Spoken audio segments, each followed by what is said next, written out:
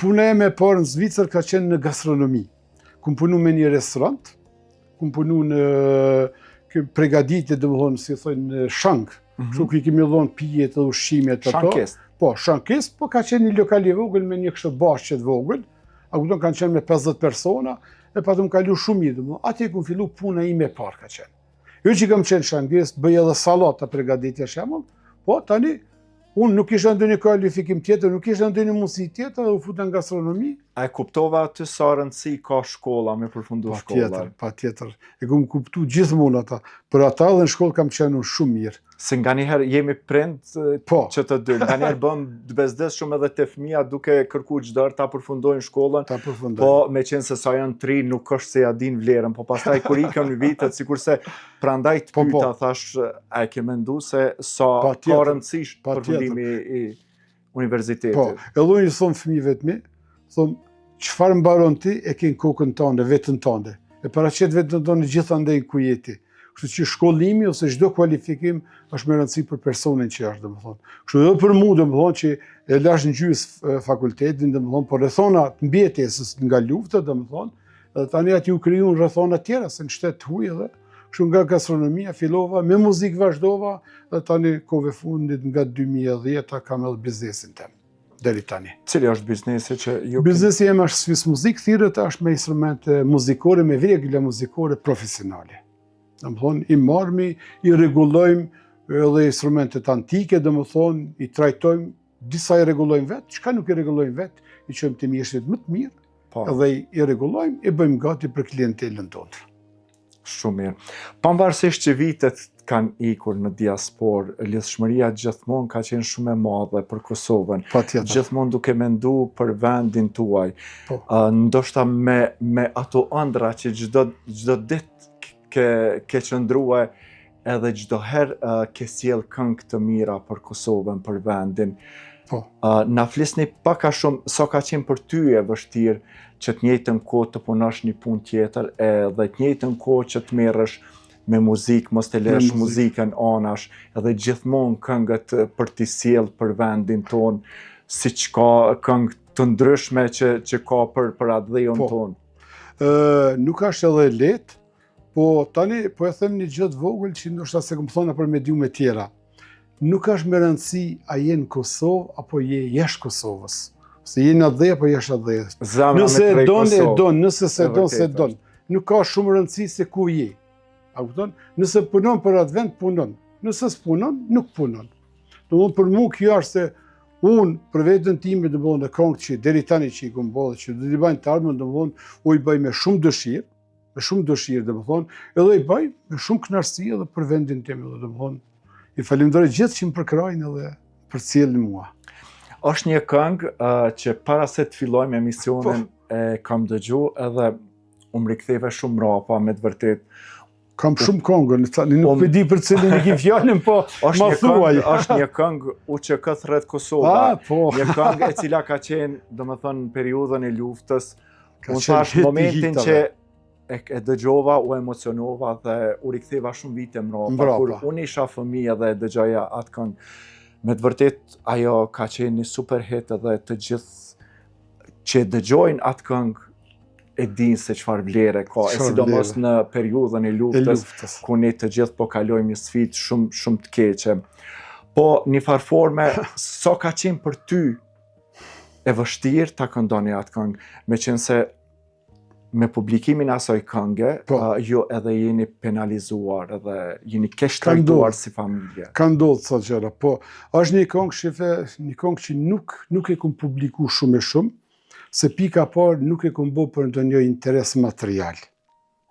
Apo ndonjë interes caktuar politik apo diunë. Unë e kam bërë atë këngë nga shpirti jam. Çdo këngë e bëj nga shpirti, po atë e kam bërë se nuk kam pas formë tjetër se si t'i ndihmoj popullit tim edhe vendit tim.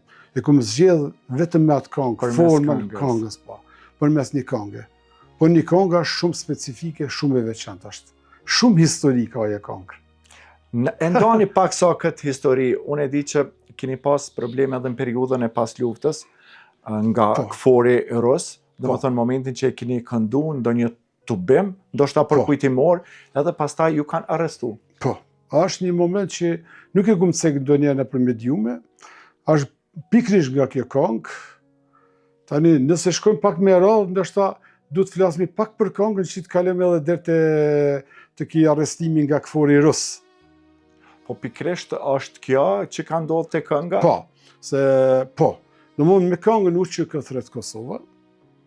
Pika parë edhe njerë po them se domthonë gjithë shqiptarët kudo që jemi, sidomos në Kosovë, nuk ka familje që nuk është keq trajtuar nga sistemi serb.